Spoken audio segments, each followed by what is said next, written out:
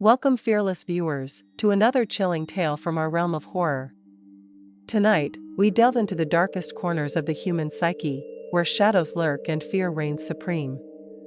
Before we begin, make sure to subscribe to our channel and join our growing community of horror enthusiasts. Help us reach our next milestone of 800 subscribers, as we continue to uncover spine-tingling stories that will haunt your dreams. Now, brace yourself, as the journey into the unknown begins. I've always trusted Max, my German Shepherd, to be my alarm system, my protector, and my loyal shadow. As a dog groomer, I work long hours, but Max is always at my side when I'm home. We live in a quiet neighborhood in Buffalo, the kind where snow blankets everything in a soft hush. By mid-December, I usually find comfort in that silence. That is, until last winter, when the silence started to feel wrong. It began with a subtle change. Max wasn't barking anymore. For as long as I'd had him, Max barked at anything unfamiliar: the mailman, squirrels, the wind rattling the fence. Especially at night, he'd patrol the yard like clockwork, his deep bark echoing through the cold. It always made me feel safe. But last December, he stopped altogether. At first, I thought maybe he was just mellowing out with age. Dogs slow down, right? I brushed it off. I was swamped with the holiday rush at work, grooming every golden retriever and doodle in Buffalo. I barely had time to think. Still, every night when I let Max into the yard, I noticed he'd just stand there, stiff, staring at the fence. No barking. No patrolling. He'd sniff the air a little, tail low, then trot back inside without a sound. I even joked, retiring early, huh, Max? But something about it didn't sit right. A week passed. Then came the night I decided to check the security cameras, basic motion sensors pointed at the backyard, one near the porch, one near the fence gate. They'd never caught anything unusual before. I wasn't expecting to see anything this time either.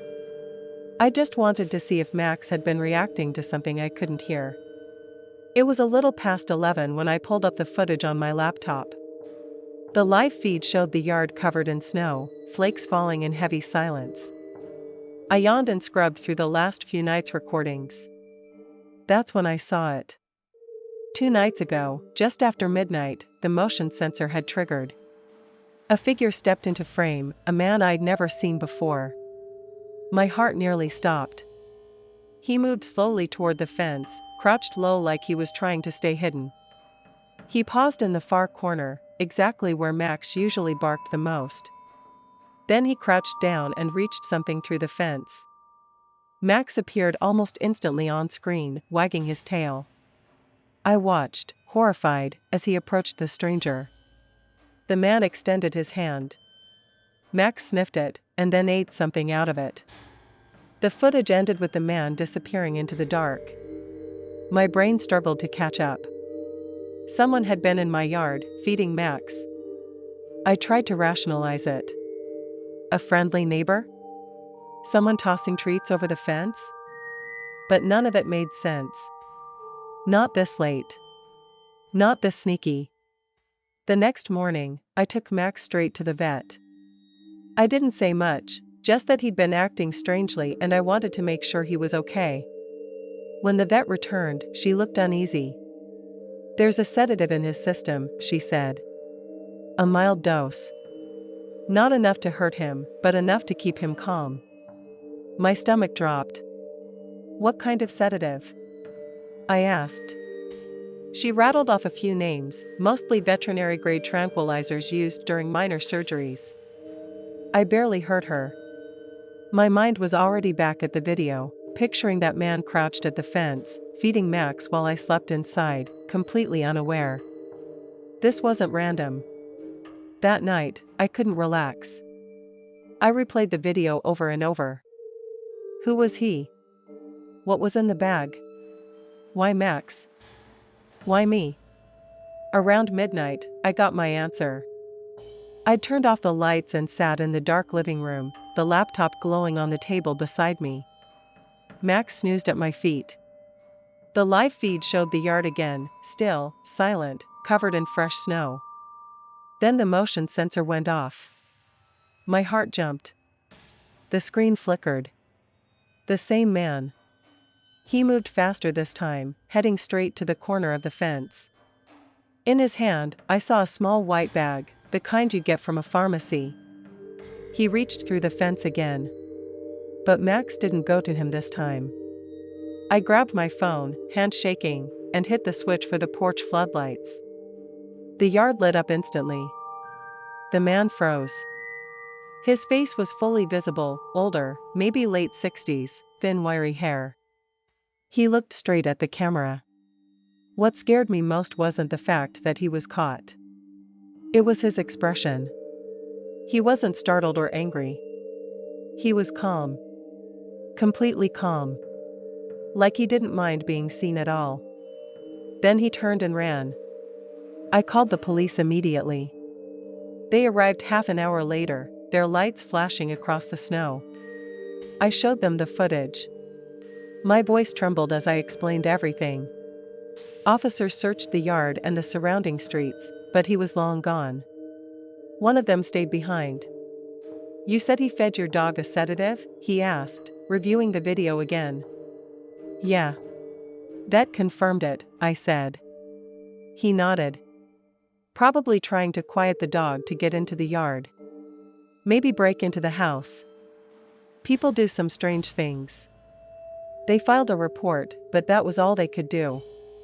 I didn't sleep that night either. I stayed up, watching the cameras, jumping at every flicker of movement. Max stayed close, ears alert, waiting too. He never came back. Turned out, the man lived just a few doors down, on the back street, behind my property.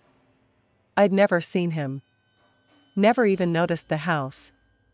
But a couple of weeks later, it was suddenly empty. A for rent sign appeared in the yard. The police couldn't get a straight answer out of him before he moved. They suspected he was scoping properties for theft. Whatever his reason, I'm just glad I caught him when I did. I still let Max out every night. But now I go with him. And I always check the cameras. Because sometimes, silence isn't peaceful. Sometimes, it means something's watching, waiting, just beyond the fence. When I first moved into my apartment in Portland, I loved it almost immediately. It was one of those older, charming places with hardwood floors, crown molding, and vintage vents built into the walls, the kind of place that made you feel like you were living in a slice of history. As a freelance graphic designer working from home, I was excited to settle in and make the space my own, to enjoy the peace and quiet it offered. The first couple of weeks were great. I rearranged the furniture, decorated the walls, and settled into my little nook by the window, where the morning light was perfect for sketching. But after a while, I started to notice something strange. I'd hear odd noises coming from the vents. At first, it was soft scratching or the occasional thumping. My mind immediately jumped to the logical explanation: mice or rats in the ducts. Old buildings like mine often had those kinds of issues. It wasn't ideal, but not the end of the world. I made a note to mention it to my landlord and tried to let it go. The noises didn't happen all the time. They'd start for a few minutes, then stop completely, like whatever caused them had just disappeared. Sometimes I'd be sitting at my desk and find myself pausing, holding my breath as I listened. I'd hear nothing. I started to convince myself I was just imagining it. I'd been pretty stressed lately with deadlines. Maybe I just needed a break. One evening, I was working late, pushing through a last-minute project for a client. It was quiet, except for the hum of my laptop fan. Then, out of nowhere, I heard it again, but this time, it wasn't just scratching. It was a shuffling, like something moving around. I turned toward the vent on the wall across the room. It had one of those old metal grates with small diamond-shaped openings. I couldn't see anything, just darkness, but the sound was clearer than ever. I got up and crouched near the vent, leaning in closer. I swear I heard a faint whisper, not words exactly, but mumbling I couldn't make out. I also heard the soft sound of breathing. The moment I leaned in further, it all stopped. My stomach dropped. I froze for a second before jerking back and standing up so fast I nearly tripped. "No way," I mumbled, trying to laugh it off, though my voice was shaking. "Come on, you're losing it." I went to bed that night feeling uneasy. I told myself it was my imagination. It was late. I was tired. Old vents make weird noises. Still, I lay awake for hours, staring at the ceiling and listening to every little sound. For the first time since moving in, I didn't feel safe. The next morning, I called my landlord and explained I thought something was in the vents making noise. He said he'd send someone over to check it out. That afternoon, the repairman showed up, a short, gruff guy with a big gray beard who looked like he'd seen everything. I explained what I'd heard. "Rats, probably," he said confidently. "They like to climb up into the ducts. Easy access from the crawlspace or an adjoining unit." He grabbed his tools and disappeared into the building's shared attic space. I sat at my kitchen table, sipping coffee and trying to ignore how tense I felt. About half an hour later, he came back down, looking different. His expression was tight, and he didn't meet my eyes. "Did you find anything?" I asked, setting down my mug. He scratched the back of his head. "Looks like someone's been messing with the vent covers. They're loose. Been taken off and put back on. Looks like someone's been crawling through them." I blinked. "Wait, what do you mean? Someone moving around in them?" He nodded. "I think you should talk to the landlord again. There's no rats in there." I stood there speechless as he packed up and left. Crawling through the vents, the idea made my skin crawl. I immediately called the landlord. He promised to look into it that night.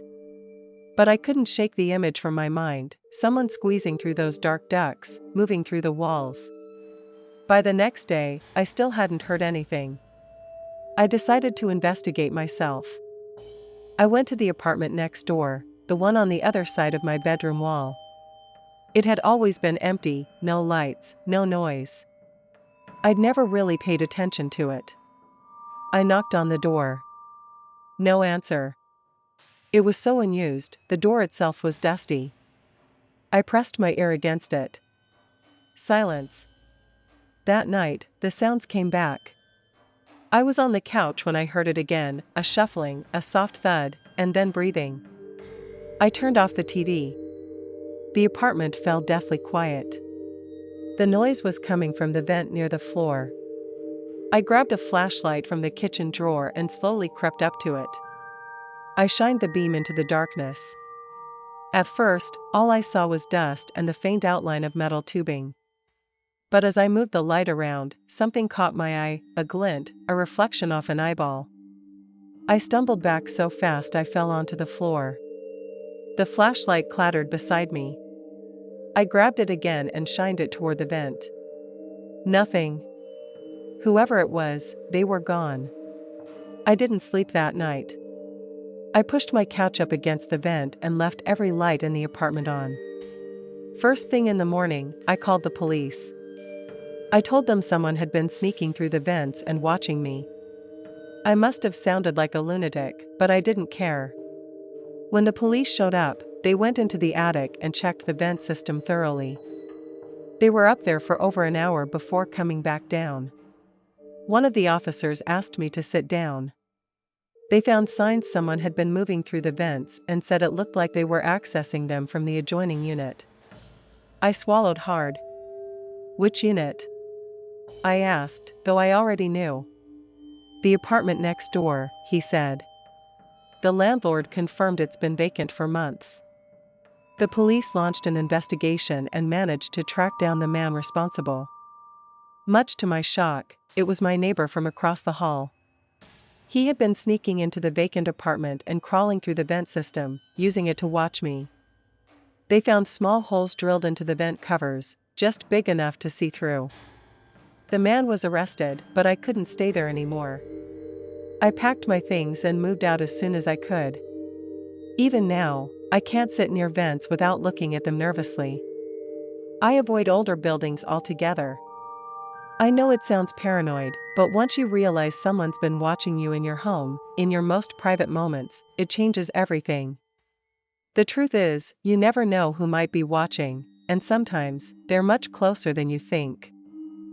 Thanksgiving had always been a family affair at my grandparents' small farm.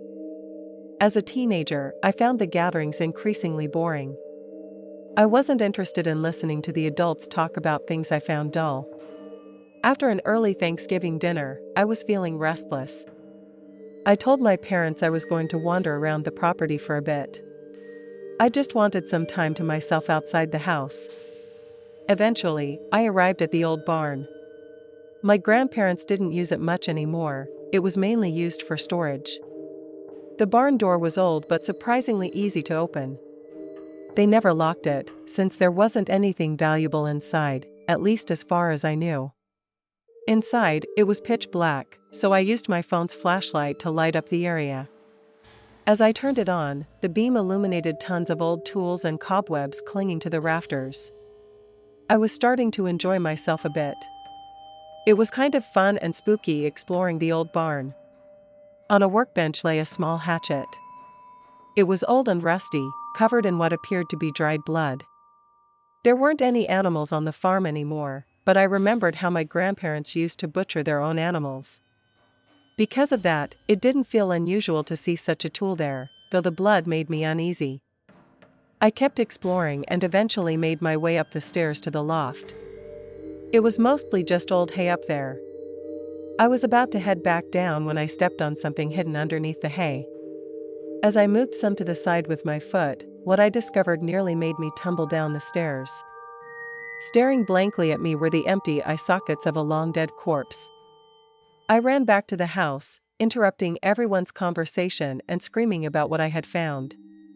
My dad and uncle came with me to the barn and confirmed it. My grandparents immediately called the sheriff. The body had apparently been there for about 3 years, and multiple hatchet wounds were discovered upon investigation. That realization hit me hard. I had picked up and touched a murder weapon earlier when I was looking through the tools. My grandparents were in complete shock. They had lived there for so many years without knowing that someone was dead just a few feet away.